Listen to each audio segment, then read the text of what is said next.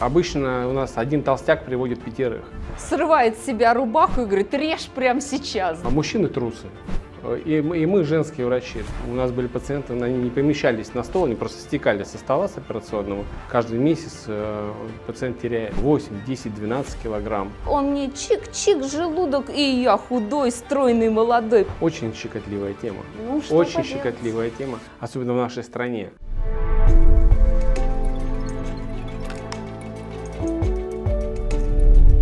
Друзья, добрый день! Всех рада приветствовать. Это программа «На здоровье». Меня зовут Елена Войцеховская, я медицинский журналист. И как всегда, в этой студии, здесь я знакомлю вас с самыми крутыми специалистами Москвы, России, с врачами, которые помогают мне, моей семье, моим родственникам, вообще всем людям на этом земном шаре. Сегодня мы с вами будем говорить о хирургии отчаяния, как говорят люди, хирургии ожирения, о бариатрических операциях и о том, кто в нашей стране сегодня может сделать эту операцию за счет государства. Интересно? Подписывайтесь, ставьте лайки, задавайте свои вопросы в комментариях, потому что только так мы поймем, что вы интересуетесь своим здоровьем. Итак, сегодня у меня в гостях мой близкий друг, хирург Алексей Юрий.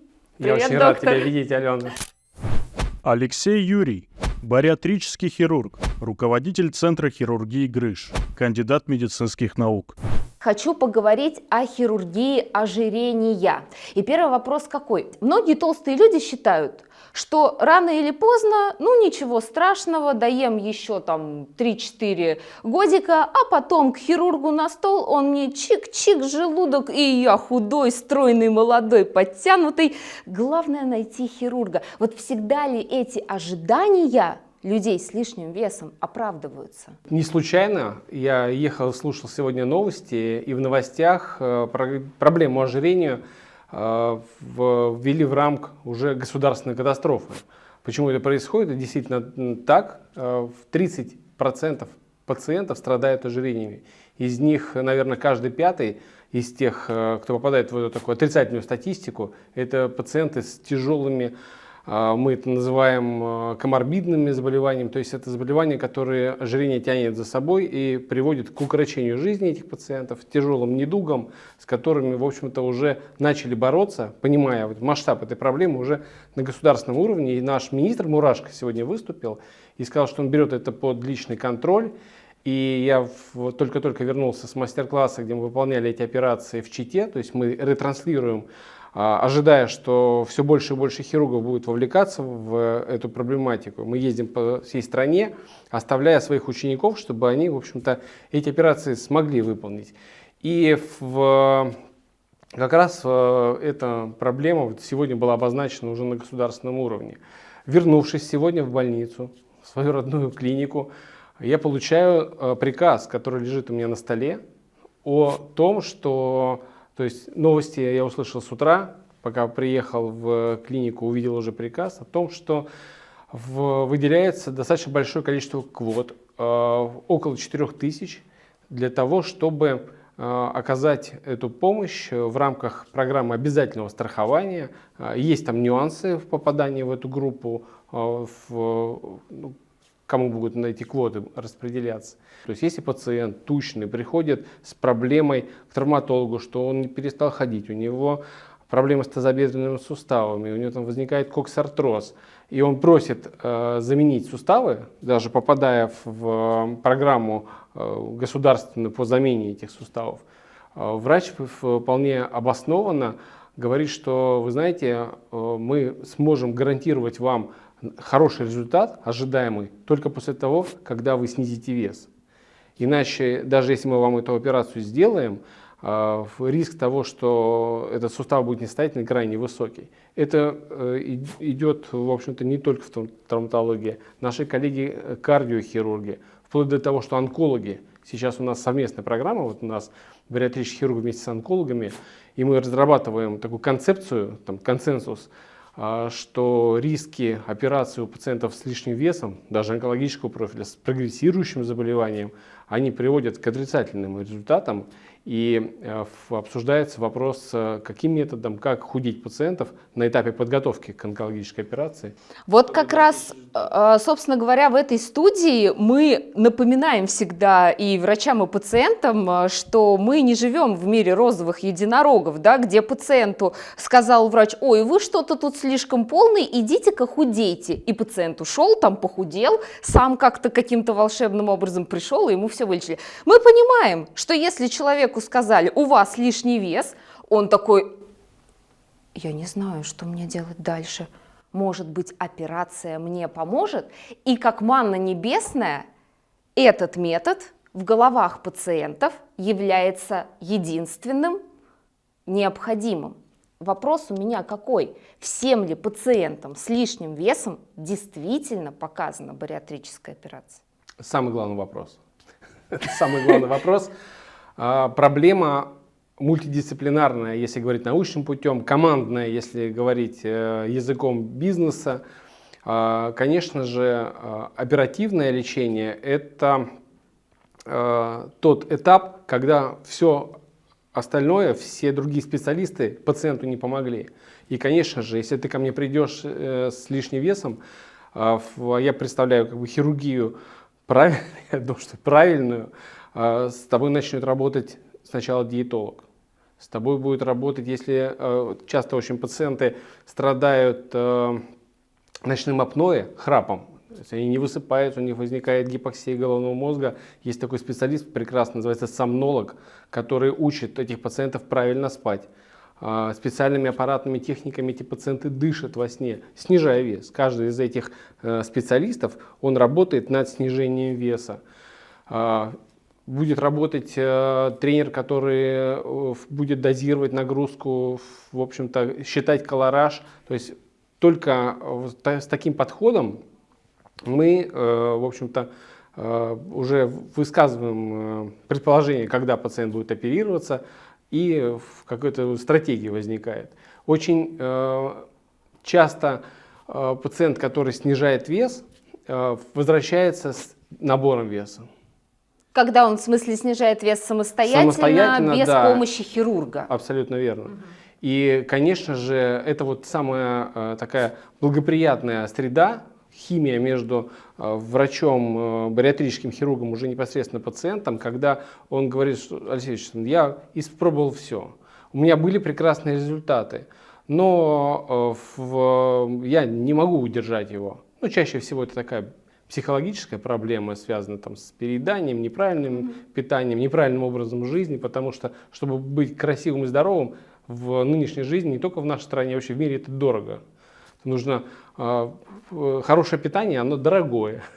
Ты должен высыпаться, а чаще всего люди, опять же, да, которые связаны там с бизнесом, даже мы там врачи, да, у нас ненормированный рабочий день, и мы должное время не уделяем себе достаточно внимания, чтобы поддерживать себя в хорошей форме. Друзья мои, я хочу напомнить вам о том, что наш выпуск, он имеет ограничения по времени, и мы прямо сейчас будем переходить к хирургической части уже нашего интервью. Мы в этой студии уже говорили о том, как начать снижать вес. Я оставлю ссылку к выпуску, внутри которого Регина Доктор, врач-диетолог, терапевт, нефролог, рассказывала и давала понятные простые техники. Попробуйте сделать это. Мы говорили с Романом Бузуновым, врачом-сомнологом, о том, что действительно недосыпание, храп и апноэ во сне приводят к проблемам с лишним весом. И скорректировать все это можно похудеть, если вы будете спать. Мы говорили с эндокринологом Виктором Макарьиным о том, когда проблемы с щитовидной железой, гормональные нарушения влияют на лишний вес. И вот в тот момент, если эти все специалисты сработали вместе с вами, вы не поленились и сделали усилия над собой, вы понимаете, что ничего не происходит. Вот отправная точка. Есть пациент.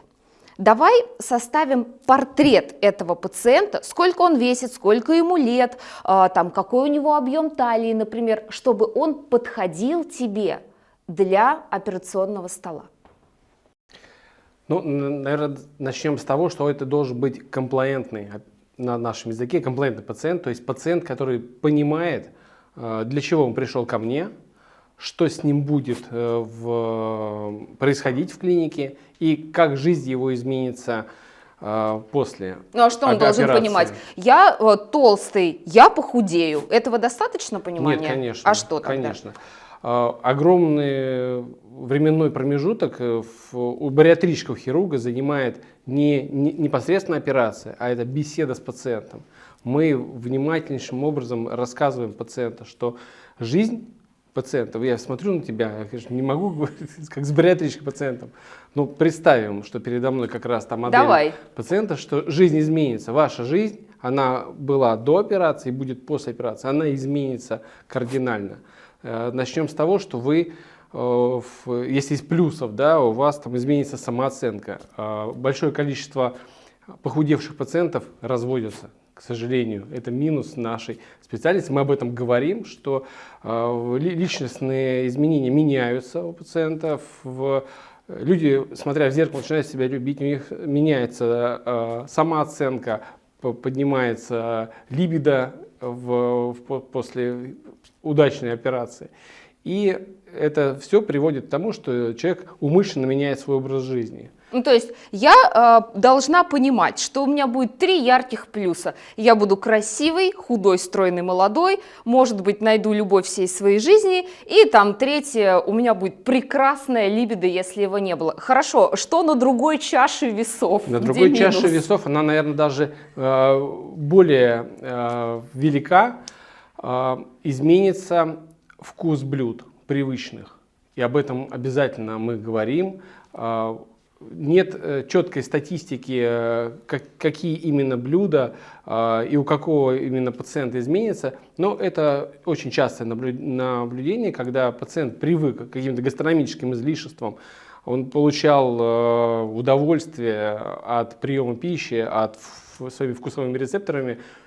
Привычная пища может измениться. Не обязательно, но может. То есть там тот же самый стейк или прием каких-то других продуктов, он будет вызывать отвращение. Как бы это вы там меняете механизм, грустно. типа, вот ты любил раньше стейки, выключи эту любовь, да, полюбишь брокколи. Точно, да. Причем я думал, что такая беседа, она должна отпугивать пациента, то есть он начинает задумываться, ой, как же я буду жить дальше. Это действительно же одно из корневых наших удовольствий, получать гастрономические оргазмы. Кайф, да, я пытаюсь подобрать нужное слово. Все свои. Вот, да. Изменится объем, то есть вы привыкли к большим порциям, а чаще всего я показываю ладонь пациента, то есть это действительно тот объем пищи, который вы съедите без чувства переполнения, без какого-то дискомфорта. Еще, наверное, важным моментом будет, и надо его, конечно, озвучивать, что, и вы, наверное, видели в жизни, люди, которые худеют, они становятся плохо выглядеть. Ну, кожа обвисает. Обвисает кожа, да, выпадают волосы, ломаются ногти. То есть это все, в общем-то, проявление снижения веса. Но наш организм — это настолько умная система, что путем применения препаратов, витаминного ряда, микроэлементов, мы компенсируем вот эти дефициты, и со временем, и это наблюдается очень часто у многих пациентов, они в первые там 3-6 месяцев, когда идет интенсивное снижение веса, дефицитное состояние, стресс для организма, вот как раз с этими самыми проявлениями демонстрирует именно стресс. И мы, в общем-то, компенсируя это лекарственными препаратами, выходим на такой плато, когда вся вот эта симптоматика уходит. Ну, то есть это минусы. Это минусы. Это минусы. Конечно. Хорошо, хорошо. Допустим, пациент говорит: доктор, я готов, я психологически подготовлен. Что происходит дальше? Какие внешние характеристики разрешают тебе взять его на операционный стол? Пациент не должен быть, вес его не должен быть больше 180 килограмм. До 180. До 180. А от? Объясню Да. почему. Представь себе, что при выполнении операции, наверное, так звучит очень страшно, наверное, а вот на тебя кладут бетонную плиту, равную твоего веса. То есть операция выполняется при действии миорелаксантов. И вот эта вся мышечная масса давит на органы, и возникают достаточно большие проблемы со здоровьем, если операции длятся длительное время, и вся эта масса давит, то есть возникает, есть такой синдром позиционного сдавления у людей, которые действительно бетонная плита придавила, и пока его эвакуировали, возникает некроз мышц. То же самое возникает и у бариатрических пациентов с экстремально высоким весом, с весом, ну я все-таки буду переводить на индекс массы тела, там индекс массы тела там 60, 70 и выше. Если ты меня спрашиваешь про параметры пациентов, когда, опять же, мы осваивали, у нас были пациенты, они не помещались на стол, они просто стекали со стола с операционного, и нам приходилось несколько столов составлять вместе для того, чтобы вообще пациент на хирургическом столе удержался. Конечно же, мы на такие экстремальные условия сейчас уже не готовы, потому что это грозит осложнением. Хорошо, если все хорошо, вот, но нужно все-таки сделать так, особенно на высоком потоке. Сейчас вся хирургия идет под флагом безопасности, то есть не только нужно выполнить операцию, а сделать ее безопасной как для пациента, так и для врача. Вот. Это очень важно в нынешних условиях, потому что системы защиты врачей, если какая-то возникает проблема, ее нет, и поэтому нужно все сделать, чтобы было благополучно. Поэтому, возвращаясь к началу, пациент с высоким индексом массы тела идет на подготовку. Консервативную подготовку сейчас используют баллоны, когда устанавливается внутрижелудочный баллон. Не очень эффективная. Это подготовка, это не операция? Это подготовка, да. Сейчас пересмотрели показания к установке внутрижелудочного баллона, она тяжело переносится. Дает очень высокий откат веса, то есть возврат веса после удаления баллона очень быстро возникает. Поэтому сейчас баллон используют исключительно в рамках подготовки, когда нужно пациента подготовить. Те самые методики, которые мы с тобой уже проговорили. Сомнолог работает, диетолог, другие специалисты. Да. Все это приводит к тому, что пациента снижается вес. Как только мы достигаем индекса массы тела, который позволяет безопасно выполнить операцию, мы этого пациента берем в операционную. Это до 180, а от? Где вот этот порог, когда пациент может лечь на операционный стол? Вес, индекс массы тела, состояние здоровья. Очень щекотливая тема. Ну, что Очень поделать? щекотливая тема, особенно в нашей стране. В чем щекотливость этой темы? За рубежом и вообще наши рекомендации говорят, что пациентов можно оперировать с индексом массы тела 40. Индекс массы тела в 40 позволяет выставить показания к хирургическому вмешательству.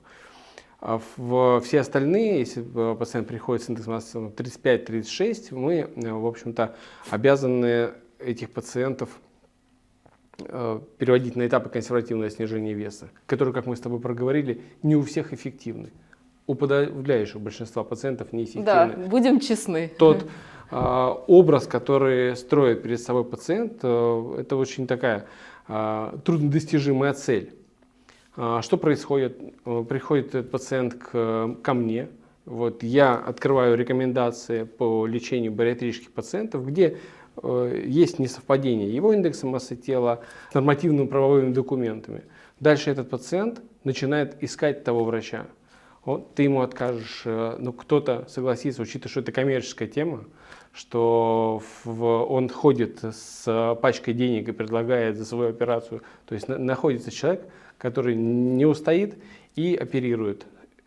Чаще всего эти доктора, наши коллеги, они не имеют большого опыта, большого объема выполненных операций, часто работают в частных клиниках, где в принципе выстроенная система не позволяет работать с такими тяжелыми пациентами. Высокие риски. И эти высокие риски заканчиваются тем, что этот пациент уже с осложнением попадает к нам. И поэтому на наших съездах вот, общества бариатрического, есть хирургическое общество, где проводятся консенсусы, где озвучивается эта тема. Потому что эти пациенты приходят к нам, и нужно с этой проблемой как-то бороться. Сдвигают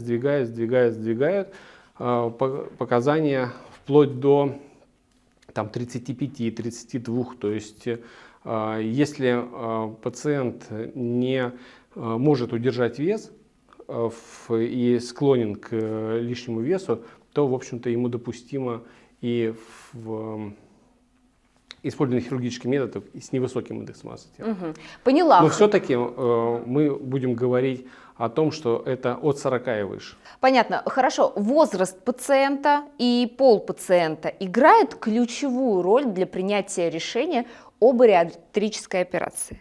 Ну, надо сказать, конечно, те слова, что мужчины трусы. И мы женские врачи. То есть большинство пациентов у бариатрических хирургов все-таки женщины. Мужчины крайне редко соглашаются с тем, чтобы изменить свою жизнь, прийти к хирургу, выполнить операцию. Чаще всего мы женщины оперируем. Возраст сейчас наша самая верхняя граница. Мы прооперировали пациента в возрасте 76 лет. Но я думаю, что ты со мной согласишься, встречаясь с нашими коллегами, что есть разница паспортный возраст и биологический возраст. Конечно, это пациенту нужно оценить его заболевание, а мы исходно имеем дело с бариатрическим пациентом. Он страдает чаще всего сахарным диабетом, страдает гипертонической болезнью. Да, то есть там уже вкупе с ожирением идут там не менее 5 заболеваний, и сопоставлять все-таки риск. Поможем мы пациенту или навредим? Угу. Хорошо. И наш разговор мы сегодня начали с изменений в законодательстве Российской Федерации. Я знаю, что определенный пул пациентов может рассчитывать в нашей стране на бесплатную хирургическую помощь. Сейчас это действительно так. Почему я говорю сейчас и делаю на этом акцент? Потому что это действительно меняется. Меняется очень интенсивно, учитывая, что проблема ожирения, еще раз, да, это государственная проблема. Она государственная. Пациент с сахарным диабетом, с гипертонической болезнью съедает, если мы говорим, да, о бизнесе, съедает огромный бюджет клиник, съедает огромный бюджет департамента здравоохранения. Поэтому по аналогии с Соединенными Штатами Америки, с Европой, где эта проблема, она, вернее, перекочевала оттуда к нам, и она как раз там находится на государственном уровне, введены квоты. Вот сейчас в квоту попадает пациент с сахарным диабетом второго типа. То есть только пациент с сахарным диабетом второго типа может рассчитывать на возможность бесплатно прооперироваться. Но вот те самые 4000 операций, которые будут в Москве, а Москва это пилотный проект. То есть сейчас мы в нескольких клиниках попробуем это пилотный проект, увидим результаты, самое главное, да, потому что вот из своего опыта, когда приходит пациент с квотой, чаще всего его приводят за руку родственники и говорят, что вот мы для него пробили квоту, вот пациент, вот в нем там 220 килограмм, вот, мы придем к вам там через полгода, он должен быть 70. И чаще всего это такие наблюдения из жизни. Такие злые родственники. Пациенту ни операция это не нужна, он некомплаентный, понятно, что он не будет наши выполнять рекомендации, а они не просто носят рекомендательные, они, в общем-то, профилактируют наступление достаточно тяжелых осложнений. То есть если у пациентов с бариатрическими операциями, о которых мы поговорим дальше, не выполнять рекомендации врача в той дозировке, там, в витаминах, то это приводит к дефицитным состояниям и может привести к смерти. Поэтому очень важно, чтобы пациент понимал, вот эта вот комплаентность, это такое, он везде, знаешь, как ударение расставляют, то есть он везде должен быть комплаентным, он должен понимать. Если человек не понимает, не надо ему делать операцию. Ты сказал 4000 пациентов в Москве, пилотный проект. Кто эти пациенты? Не только люди с сахарным диабетом? Я не знаю, Ален. Не знаешь. Пока мы получили приказ департаментский о организации этих центров. Сейчас мы готовим площадку для приема этих пациентов, как раз со штатом там, терапевтов, анестезиологов, там, специалистов, которые нам будут помогать, с операционными, то есть нам нужны мощности, чтобы такое количество операций, нам нужны расходные материалы, потому что это же технологичная операция, она происходит с использованием сшивающих аппаратов, специального шовного материала. В общем-то, сейчас мы это все отработаем, и я думаю, что как только процесс запустится, его, наверное, там в течение года-двух мы сможем оценить, и тогда уже будет понятно, кто эти люди, какая выборка, кому можно, кому нельзя. Друзья, если у вас есть вопросы, страхи относительно бариатрической операции, вы о ней думали, но никак не можете на нее решиться из-за того, что есть там мнение, кто-то сделал, пожалуйста, напишите прямо сейчас, чего вы боитесь, что для вас самое страшное в бариатрической операции. Я хочу, доктор, поговорить, знаешь, о чем? О видах операции бариатрической, потому что изначально это была история с баллоном, потом отрезали, значит, часть желудка, потом этот желудок перекраивали, говорили, что и это, в общем-то, не очень хорошо, и вот это, в общем-то, не очень хорошо. Есть ли на сегодняшний день методика, которая реально зарекомендовала себя как безопасная и для снижения веса, и для дальнейшей жизни человека? Я упустил в предыдущем своем спиче важный вопрос, который как раз сейчас постараюсь раскрыть в следующем вопросе. Это такой раздел хирургии, который не требует вложений в рекламу, как бы это странно ни казалось. То есть обычно у нас один толстяк приводит 5. В коллективе видят, что человек снижает вес. Чаще всего в бариатрические пациенты не говорят, не демонстрируют, что они там легли в клинику, это все делается втихую. И у меня были семейные, в общем-то, такие нюансы, когда женщина говорит, что мужу сказал, что я к подруге поехала там на выходные, сейчас прооперируюсь, аккуратненько там сделайте косметический шов, чтобы только он в понедельник меня увидит, чтобы не было никаких следов операции. Так вот,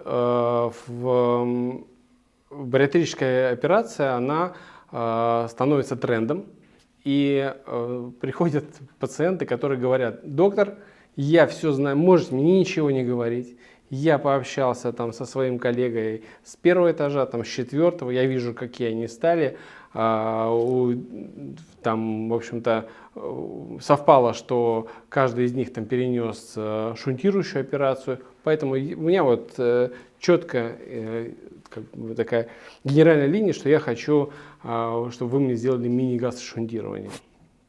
Вопрос: давайте я вам расскажу вообще, что будет. Он говорит: ничего не рассказывать, я видел результат, и я хочу, чтобы у меня было так же. Срывает с себя рубаху и говорит: режь прямо сейчас. Да? Картинка, у него есть в голове картинка, такая доминирующая. Вот он идет к этой картинке. Все-таки мы стараемся как-то такими уловками проговорить вот ту самую чашу весов, но чаще всего вот это как раз комплейнтный пациент понимает, что он хочет, как этого добиться, и главное, что у него есть цель, к которой он стремится, к которой он идет. Тот пациент, который чаще всего там интроверт, он приходит, он говорит: давайте, пожалуйста, вот как раз расскажите мне просто про историю, когда там первая операция была, какой процент осложнений, чем вы будете меня шить, буду ли я в реанимации. Вот с такими пациентами мы, конечно, тратим гораздо больше времени, но на самом деле такая благодарная публика, с которой ты точно понимаешь, что он четко, пунктуально все будет выполнять. Третий вариант людей, которые чаще всего это финансово состоятельные люди, которые приходят, открывают дверь обычно и говорят: там: Алексей, переходя на «ты», знаешь, я как ел, так и есть буду. Вот. Надо мне такую операцию сделать, чтобы я был вот такой худой, вот, но я ничего себе менять не буду. Достаточно часто, как раз это мужчины. Говоря о разнообразии операций, их много. Их много, и безопасная операция, она безопасна прежде всего в руках хирурга. Это, наверное, самое важное, потому что есть врачи, которые делают продольную резекцию желудка, когда анатомия не меняется, удаляется большая кривизна желудка и формируется так называемый пауч, то есть узкая желудочная трубка. делают только эту операцию, делают ее превосходно. И, конечно, вести диалог с этими врачами о мини-шунтировании, о каких там переносах анастомозов крайне сложно, потому что вот они ее делают хорошо. И Всем подряд, короче Да, говоря, ее делают. да. А почему тогда разные люди нуждаются в разных технологиях операции, если проблема у всех одна — лишний вес? И мы-то все, ну, как бы скроены изначально по одному лекалу. Пищевод, желудок, тонкий кишечник, толстый кишечник. Какой смысл тогда этому предлагать одну методику, а этому другую? Известно тебе, как вообще это все произошло? Нет. Как образовалась бариатрическая хирургия? Достаточно занимательно. Суть в том, что в Соединенных Штатах Америки поступил пациент, по-моему, с или пулевым, или ножевым ранением желудка, с повреждением, и хирург выполнил резекцию желудка, и было, в общем-то, какое-то неблагоприятное течение, и к этому желудку он подшил тонкую кишку. Это вынужденная ситуация была именно в экстренном случае. И потом, в общем-то, наблюдая за этим пациентом, он увидел, что пациент интенсивно начал снижать вес, и так появилось мини-желудочное шунтирование, а этот доктор был Ратлидж. Он до сих пор жив, и эту историю, в общем-то, на хирургических конгрессах рассказывает. Методики, на самом деле, хирургические, они меняются. Каждая из операций, она год от года, учитывая, что у нас огромное количество пациентов, огромное количество врачей, каждый вносит свою толику в том, чтобы сделать операцию идеально для пациента, идеально для хирурга. И поэтому чаще всего пациент с сахарным диабетом однозначно мини-желудочное шунтирование. То есть операция с изменением анатомии, когда из элементарного пищеварения, то есть выключается где-то около 1,5 метров, 1,80 м тонкой кишки, и к маленькому желудочку подшивается тонкая кишка. И в принцип сифона, если мы с тобой говорим на обычном языке, и я это на самом деле пациентам пытаюсь показать, в принципе сифон, вы открываете кран, и все, что попадает в раковину, тут же улетает в систему канализации. В общем-то, по такому же принципу будет работать и шунтирование. Но эта операция подразумевает под собой постоянный прием витаминов, микроэлементов. Есть препараты, которые, если пациент кардиологического профиля, в тех отделах кишки, которые отключены, то не попадают, поэтому нужно пересматривать терапию. Достаточно. Люди почему идут на эту операцию? Они хотят быстрого результата. Конечно, при мини-желудочном шунтировании этот результат быстрый, то есть каждый месяц пациент теряет 8, 10, 12 килограмм, и при мини-шунтировании процент пациентов с возвратом веса минимальный. Но вот же есть нюанс, получается. Для пациентов с сахарным диабетом 2 типа вы чаще всего выполняете мини-шунтирование. Да, ты меня перебила, не дав мне договорить важную вещь, что такие же результаты у пациентов с сахарным диабетом мы получили и при продольной резекции желудка. А смысл тогда? Почему нельзя на одной операции остановиться? Я все равно не понимаю. Вот именно такие споры. Мы с тобой в студии спорим, а так мы собираемся кругом бариатрических хирургов, и ровно те же самые вопросы мы задаем друг другу уже. То есть нет пока ответов на этот вопрос? На профессиональном уровне, да. Есть определенные показания, например, для пациентов, которым мы точно будем делать только продольную резекцию желудка. Это пациенты не рожавшие, да, молодые женщины, которые планируют беременность. Этим пациентам мы прибегнем точно к продольной резекции желудка. Пациенты, у которых уже были хирургические вмешательства в животе, опять же, помнишь, да, про риски временные, то есть здесь нужно сделать быструю операцию. Все-таки продольная резекция более быстрая операция. Там за 50 минут, за час мы в состоянии ее сделать, не подвергая пациента опасности. То есть есть набор пациентов, обладая, вот, например, мы обладаем всеми современными типами бариатрических операций. Но мы, в общем-то, подбираем необходимую индивидуально. Поэтому... Это я поняла. То есть у каждого человека могут быть такие особенности, о которых знает грамотный хирург, и при помощи этих знаний подбирает как бы идеальный вариант операции. Хорошо, с этим мы разобрались более-менее, точнее, как будет разбираться грамотный хирург, конкретный человек.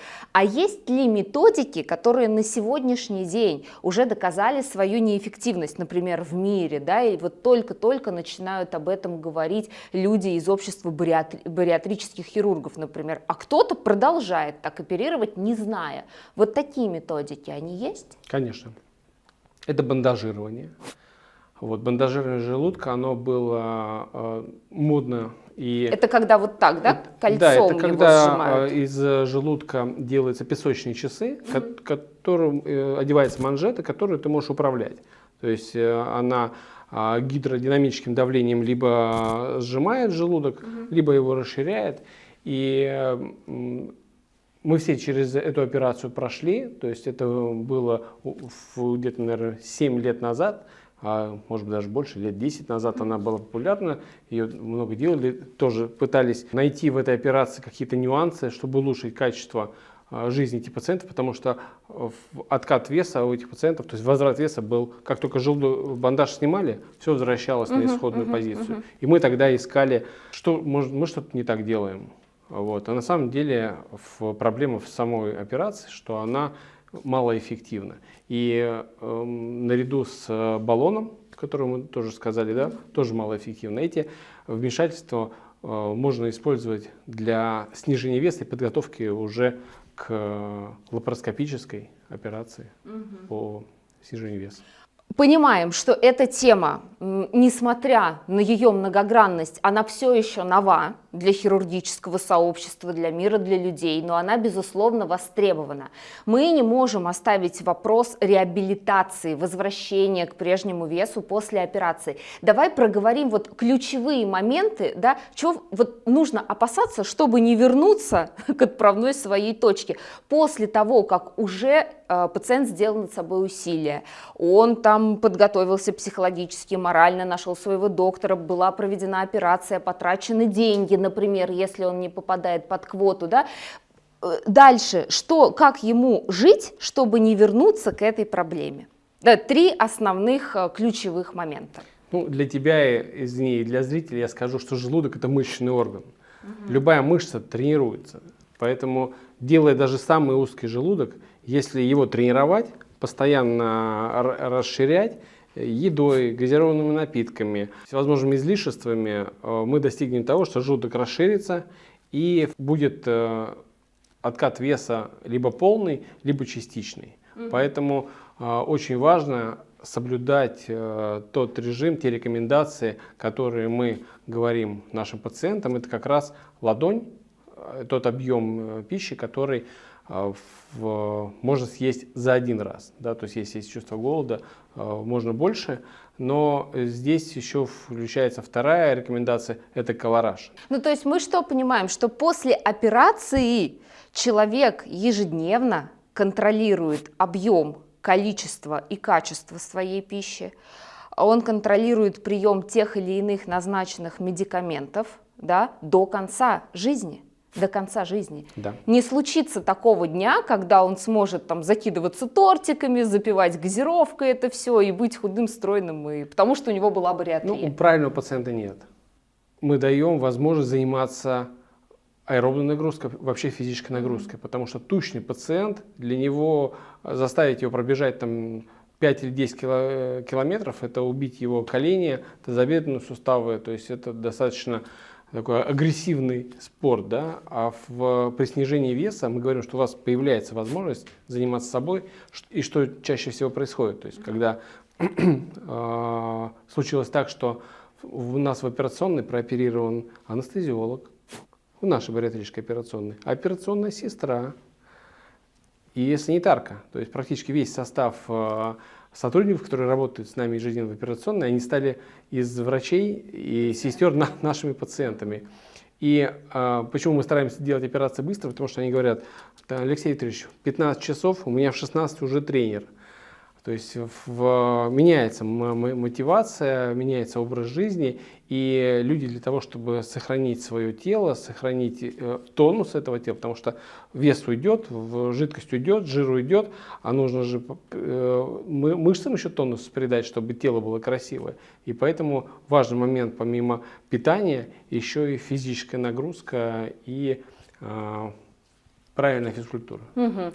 Ну, мы что понимаем из нашего сегодняшнего разговора, да, что хирургия ожирения – это вот не тот волшебный механизм, когда человек приходит к хирургу, хирург ему там пол желудка, и пациент радостно идет дальше питаться так, как он ел. Это работа над собой, это работа в команде грамотных специалистов. Еще хочу сделать акцент на том, о чем говорил уже сегодня доктор, что есть определенные ограничения по весу, по индексу массы тела. И поэтому, друзья мои, если уже есть проблема лишнего веса, проблема ожирения, она никуда не денется самостоятельно. Если вам необходима консультация, лучше сделать это раньше, не дожидаясь вот тех самых случаев, да, о которых ты сегодня рассказывал, когда 220 килограммов, и хирурги просто, к сожалению, будут вынуждены отказать вам в проведении этой операции, и придется еще и долго ждать и брать на себя определенные риски со здоровьем, потому что это работа сердечно-сосудистой системы, эндокринологической и так далее. Я благодарю за то, что мы сегодня так честно и, знаешь, по-настоящему поговорили о проблеме, которая действительно существует, и закрывать на нее глаза, просто было бы глупо, мне кажется. Красота, она равна здоровью, поэтому будем красивыми и здоровыми. Это правда, друзья, будем красивыми и здоровыми. Ну и не забывайте, пожалуйста, подписываться на наш канал, ставить лайки, писать комментарии, потому что именно это позволяет нам чувствовать вашу любовь, вашу заботу и продолжать работать здесь, в этой студии. Будьте здоровы, увидимся, пока.